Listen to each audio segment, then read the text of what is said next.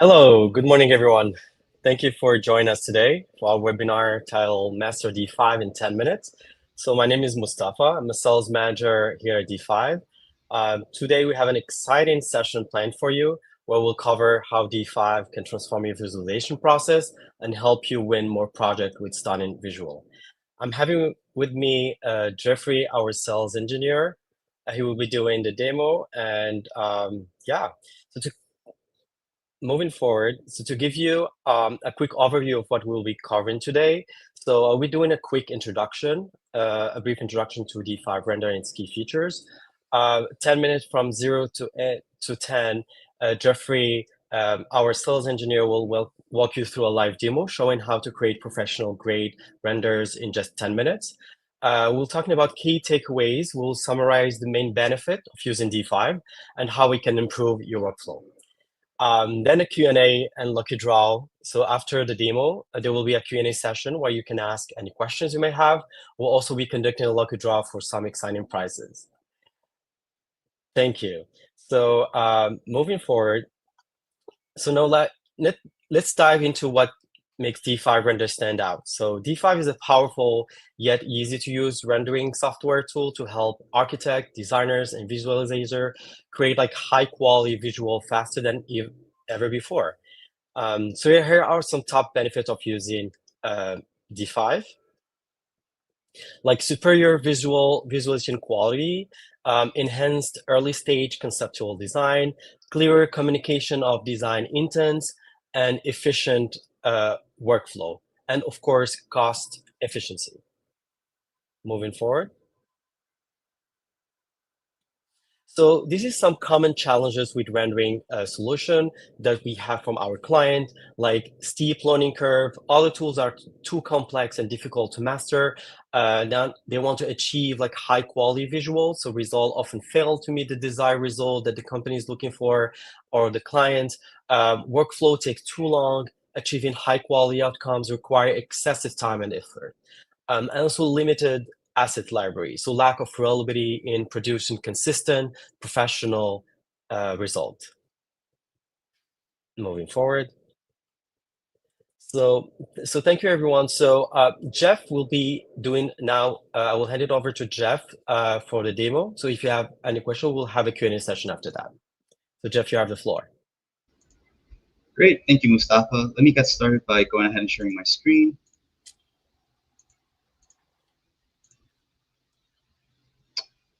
Great, so I'm not sure if you're aware, but we actually went ahead and released a 10-minute tutorial last week. And so that'll cover all of the points that we're talking about today.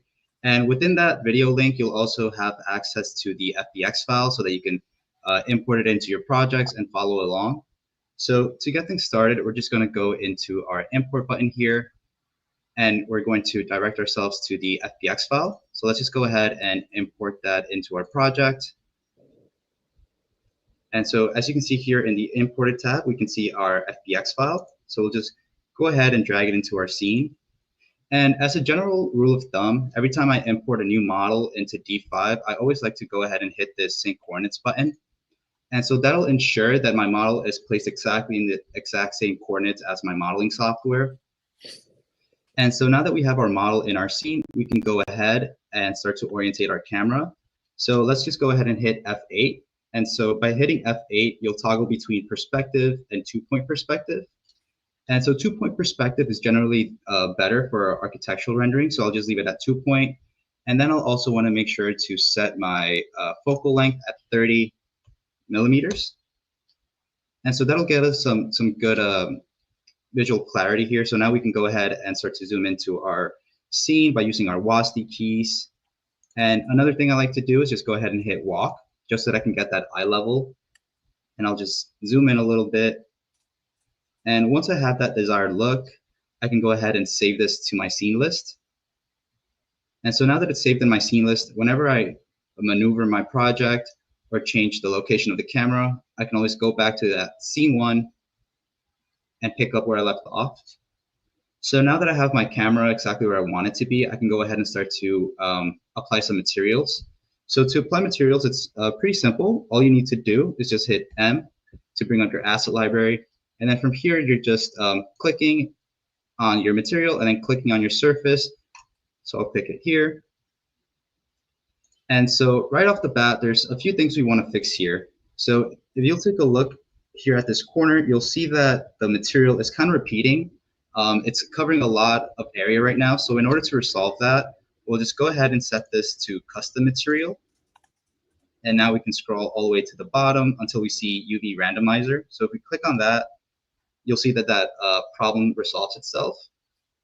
And now from here, we can go ahead and start to play around with the scale. So the higher the value, the smaller the material, and the smaller the UVs, the bigger the material. So I'll just go ahead and find a happy medium. Maybe we'll leave it at 0.6-ish. And now I'll just go ahead and start to texturize the rest of my scene. So rather than having you sit here and watch me type, I've already gone ahead and saved them to my local library. So that's another great thing of D5 is that you can start to build out your own library of your favorite assets. So these could be from D5 Render, or you can come in here and start to import your own. So I'll just go into my saved materials. And again, I can now start to texturize my scene. So I'll just add this to the road. Then I'll go into irregular stone wall and apply it to the bottom of my pool, this wall, and the chimney. I'll add the metal to my mullions, maybe to this pool edge here at the bottom. And again, you can see all the meshes being highlighted that will be receiving this material. And then lastly, this chimney roof. Then some lightweight concrete will be added to the pool. And here's another fun tip for you. So what you can do is scroll up, and for base color, you can actually click on that and start to change the hue and saturation. So I just kind of want it to be a bit darker than the rest just to create some contrast. So I'll leave it at that. Next, I'll go into pool material and assign it to my pool. This wood paneling for my walls. And so right now, this horizontal orientation works for me. But if ever you wanted to fix it, you can also come down here to the UVs, rotate it. So originally it was at 0, and I went ahead and changed it to 90 just to get that horizontal wood orientation. Now we have our tile floor. So I'll just apply that to our pool area or our deck. All right, so that's looking good. So we only have a couple more materials to start applying here. So I'll apply it to my roof, my glass. And another tip here, if you really want to get some accurate reflections, just go ahead and select your glass. And then from here, you can add thickness. And again, that'll get you some more accurate reflections. Next, we can go ahead and apply our wall finish. So I'll just zoom in to the interior of our building and apply it here. And so just like that, within a matter of seconds, really, we've gone ahead and started to texturize our whole scene. And now that I have done this, I can go ahead and save this and update my scene. Next, what we want to do is maybe start off by applying some assets in here. So again, I'll open up my asset library by hitting M. And now I can start to place some furniture models in here. So I'll go to Online, Model, and go to Outdoor and Outdoor Furniture. And here, maybe I just want to set down some seats. So it'll start to load that chair. And now we can add it into our scene again. And I'll just rotate that by 180, and I can hold Shift in order to duplicate it. And so again, rather than have you sit here and watch me place every single furniture piece one by one, I've already gone through the trouble of laying them out. So I'll just go ahead and unhide that layer so you can see my furniture. And now here's an interesting thing. So if I go ahead and hit scene 1, you'll see that that furniture disappears. And that's because the scene lists are also copying visibility settings here. So I'll just go ahead and turn this on. And now if I update my scene list, you'll see that next time that I click on it, that furniture will remain visible. So that's just a nice little thing to keep in mind. And And now that I've gone ahead and added my materials and my objects in here, the next thing you're probably going to want to do is start to play with the exterior light. So one thing you can do is, again, you can go ahead and start to pick an HDRI. You can start to play around with all these different parameters and effects, but who really wants to do that? So like one of the things that we have here is this AI atmosphere match. So you can go ahead and click on this, upload a reference image. And so here I have this nighttime, very moody exterior rendering or exterior image. And then I'll take a screenshot of my current viewport and hit start generating. And so now our AI model is going to go ahead and compare these two images. It's going to compare the reference image as well as the screenshot I just took of my model. And now I can hit apply. And now our AI is actually going to go ahead and start to manipulate all these different settings for me, rather than me going in there one by one trying to figure out what each one does in order to get that desired results. So in just a couple more seconds here, we can see what the final rendering looks like.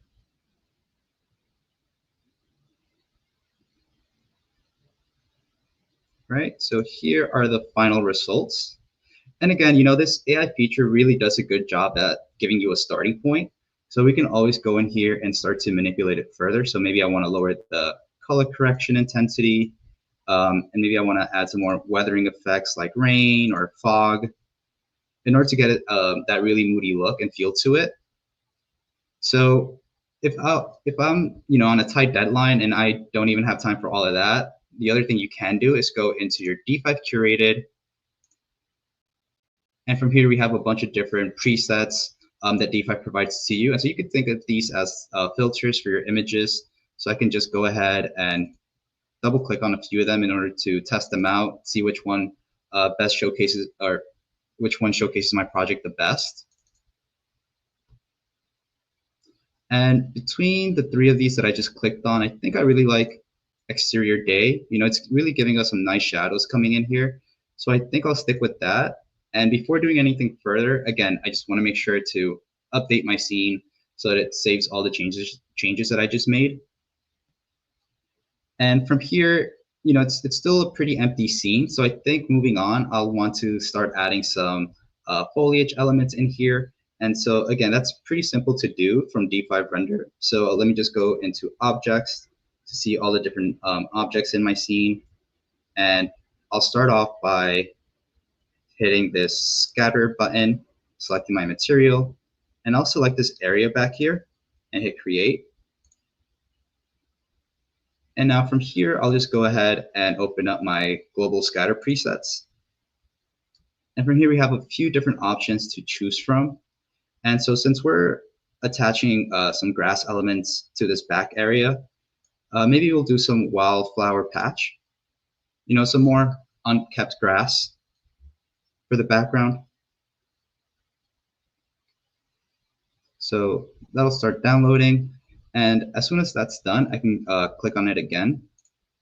And as you can see here, it's going to go ahead and apply all these different assets into my scatter area back here.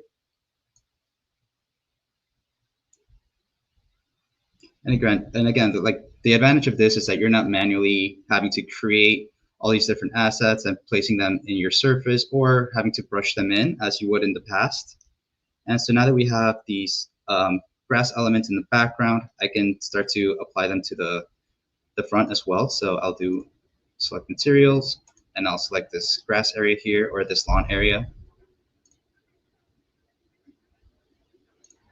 And so since it's closer to the house, maybe someone has gone ahead and mowed the grass, so we can do something a bit more kept. Maybe we'll do, let's see what we have downloaded already. Yeah, maybe we'll do natural meadow.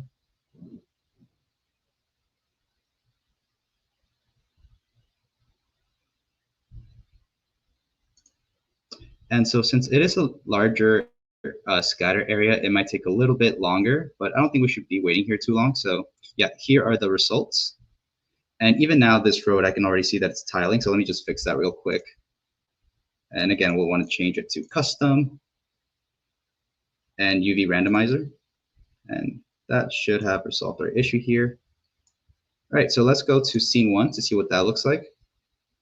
So that's looking a lot better already. So let's go ahead and start to add some trees in the background to where this wild grassland is. Hit create. And now for this step, I'm not going to be using our global presets here. I'll just add my assets manually. So I can do add assets here in content. And from here, it'll open up my asset library. And here I favorited a couple of them. So I'll just do these 3 pine trees.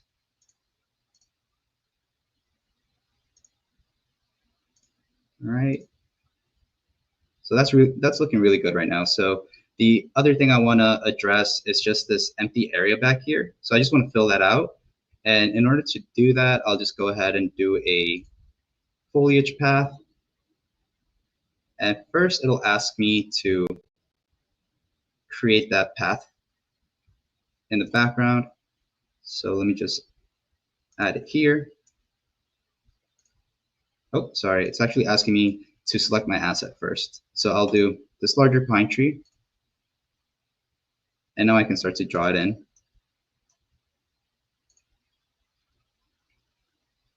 Right, and now I'll hit done. And just so that we can see what we're doing, I'll hide my trees. And what I want to do is increase the number of trees I have back here. And then I'll do a offset, scale this up. And again, I really just want to make this dense. And now I'll just copy this path, holding shift. And I'll replace the trees that we're adding in here. So I'll do a smaller variation of this pine tree.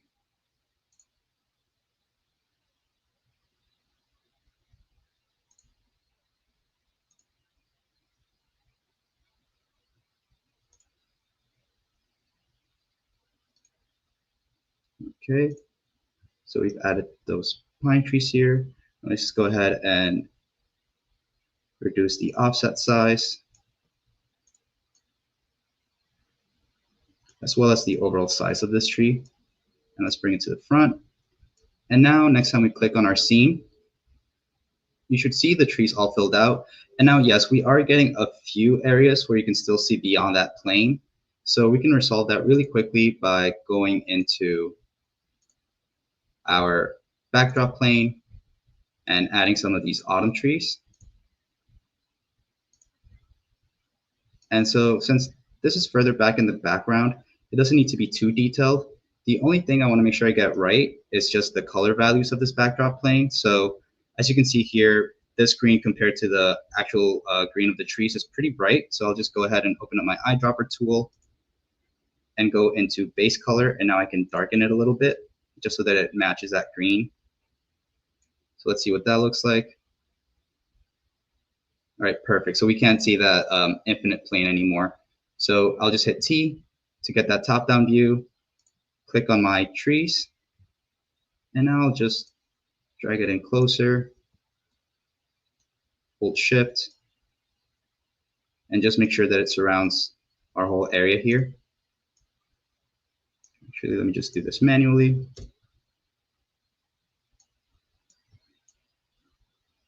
And let's go back to our scene. And that's looking a lot better. It's almost done actually. So now we can actually see some tree reflections in our glass. And up to this point, really, it's just a matter of adding some final touches. So we can go ahead and manually place some assets in here. So I'll just go in to my local library and go into model. And here are just some assets that I know that I want to place in here. So I'll do this pine tree.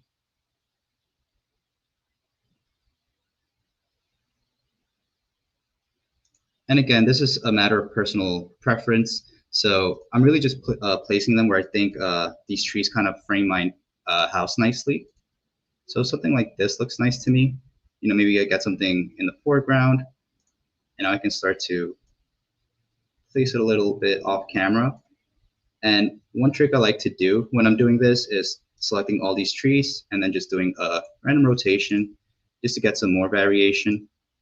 So that looks pretty good to me. Next, I'll go ahead and add some rocks in here as well. Maybe something closer to my pool. And I'll rotate that by 90. And here's another cool trick for you. I can always go ahead, bring this up, right click on this and do drop along terrain. And so it'll drop it along the terrain, yes, but it'll also match the Z orientation. So I can go here to world coordinate system and turn this to object. And so now you'll see that the gumball here has orientated itself to the new orientation of this rock. I can go ahead and change it. All right, so that's looking good. And again, just gonna start to scatter some more assets here and there. For these rocks here, I like to just place them in front of the tree so that you don't see how this tree is connected to the grass area here, the scatter.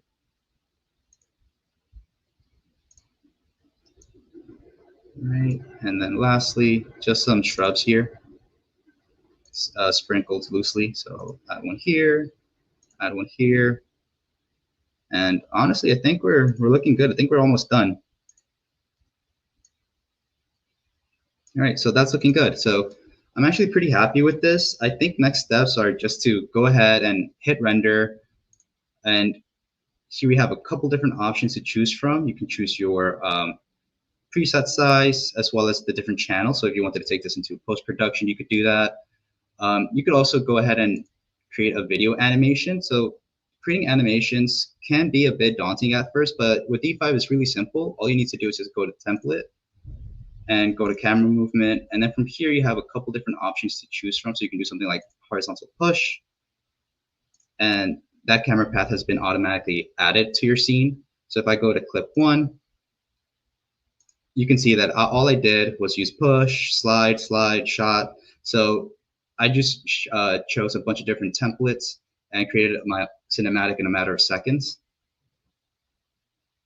And the last thing I wanted to touch upon was our different AI capabilities for post-production. So once your image is all rendered out, you can open up our AI post-processing tab. And here are just a couple of the renderings that I've done in the past. So we can go to task just to see what results I've gotten. So if I click on front view, we'll give that a little bit of time to load, and then you can start to see some of the results we got through our AI feature. So actually, I think I might have saved these already, so I can just pull these out. Yeah, so here is the base rendering, and here it is with the AI nighttime mode applied to it, as well as pen and watercolor. So again, these are really just one-click solutions to provide you variations of your rendering. Really great for showcasing your work. And with that, that concludes the workshop portion of today's webinar. So I'm just going to go ahead and pull up the presentation again. And so a couple things I want to reiterate, as Mustafa was saying earlier, one of the key advantages, as you saw in that workshop, was just how intuitive our tools were. None of them require you to be an expert. They're pretty friendly. D5 Render just helps with the clear communication and to showcase your vision without having to compromise on like how long it takes. It's pretty effortless to create these visuals, as well as just empowering your creativity. Nothing is out of reach. With D5 Render, whatever you can imagine, you can create. So I think that's really powerful. So with that, I'll just open up the floor for any Q&As, any questions you might have about what we just showcased.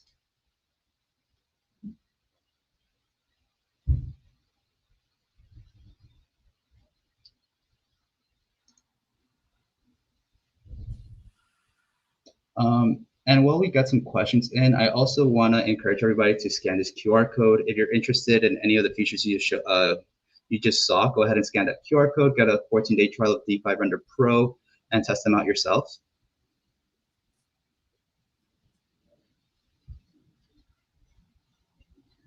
So let me look through the comment section here, see if I can pull out any questions.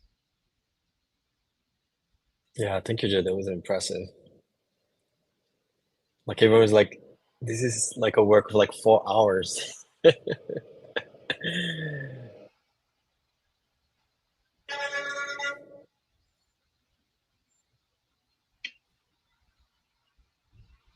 So at this moment, AI post-processing, yeah, I see a question about does AI post-processing work with videos? So not at this moment, that's an interesting concept. Maybe something we'll explore in the future, but as of right now, AI post-processing is just for still renderings. How to make climbing plants on a column. So one thing you can do is we do have our generative vines that you can use. We also have our bucket tool. So you can use the bucket tool, and on the bottom left-hand panel, it should say align to terrain. Just make sure you have that clicked on. And then any assets that you add to that brush will automatically align to that mesh.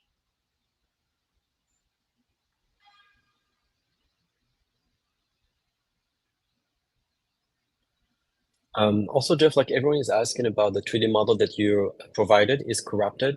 Do you have maybe another version?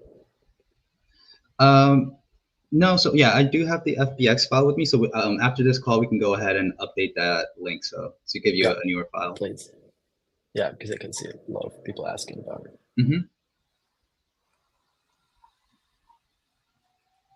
Someone is asking B3 FPV, can I do AI on post video? Yeah, so unfortunately not at this stage. It's just for base renderings. No, sorry, just for still renderings. But yeah, definitely something worth exploring. And there's a question about what is the upcoming new features? It's still a secret. Yeah, can't give away too much. All I can say is to stay tuned. We have a lot of exciting stuff being cooked up. So yeah, definitely sign up for this 14-day trial. Test out the features that we have today because they're only going to get better. Yeah. So our 2.10 will be like late February, early March. So stay tuned. I have another question from Tez Bashir. With the AI tool, can you customize the way some of those images look, like the watercolor or pen tool? Sure. So I think that one's worth me sharing my screen. So with the AI style transfer, we do have stylized as well as realistic. So for the stylized, these are out of the box. The flexibility that we provide to you is how much style transfer weight or how much structure machine weight you want to add. So that's basically saying how much do you want the style to influence your final rendering, or how much do you want the architecture to come through in that final rendering. But when it comes to realistic, similar to the AI style transfer or atmosphere match, what you can do is upload a reference image that you might have seen online, and then that's when our AI can, take even more liberties or control over what that final rendering looks like. So yeah, if you want to add any reference images for the AI style transfer, you can do it for the realistic reference images.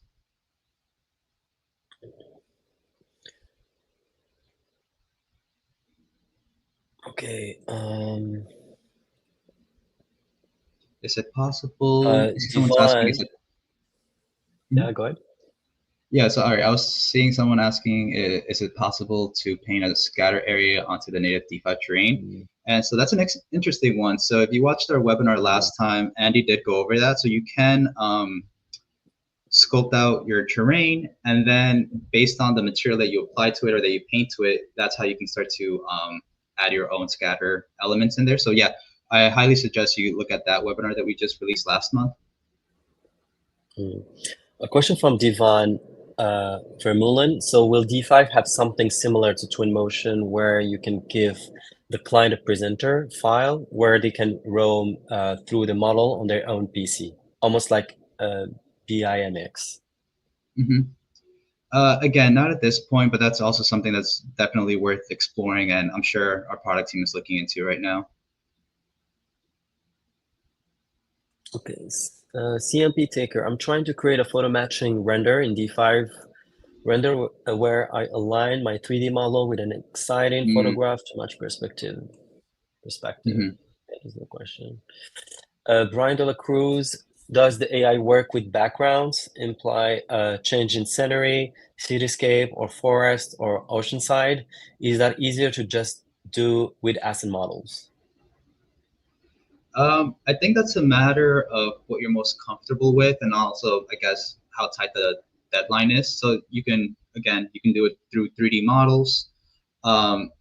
Or you can, I guess, upload a reference image in the AI style transfer to that realistic section that I was showcasing earlier, just to see what kind of results you're getting.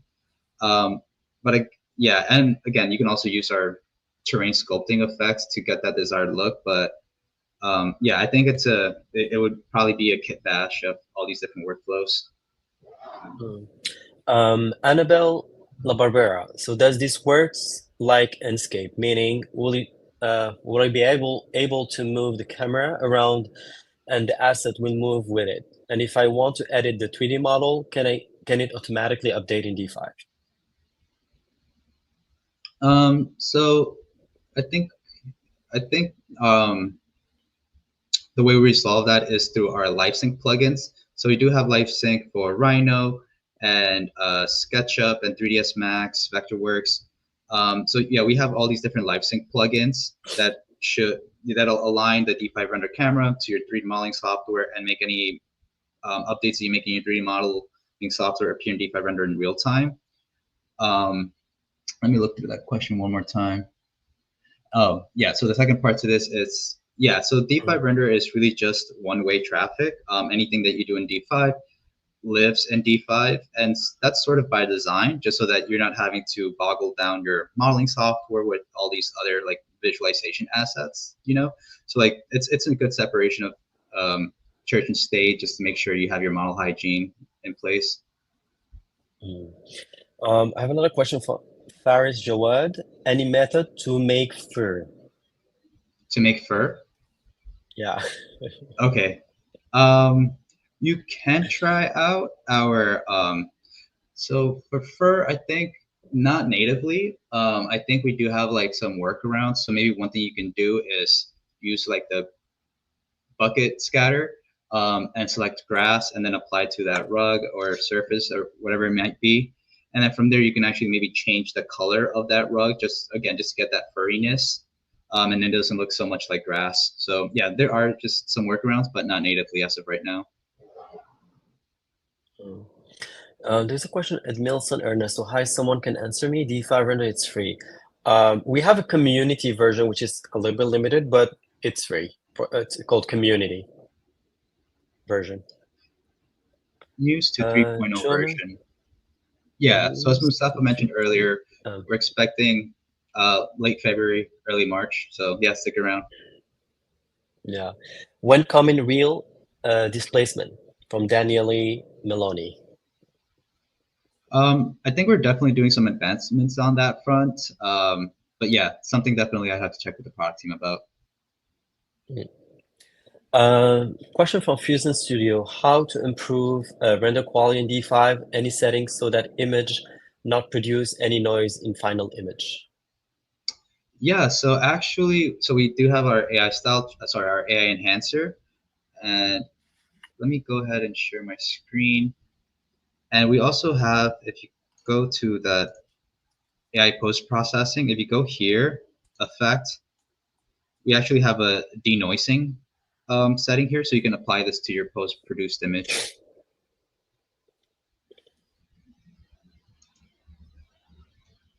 And I think we might have time for one more question. Yeah. Yeah, there is RLP. I usually take a long time finding asset I want. Is it possible to use reference image to find the asset?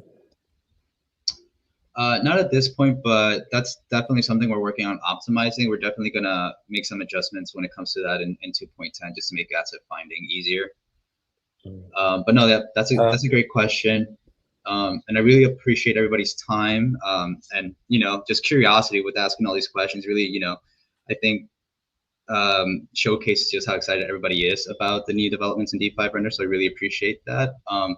And yeah, I'll hand the floor back to you, Mustafa. Yeah, I just want to answer this question. If purchase today version 2 is the version 3 will be a different purchase. For Array a series, no, it's the same price. There's no extra urge. Price, and then Carmi is a Mac version, something the dev team may consider in the future. Maybe. If you want.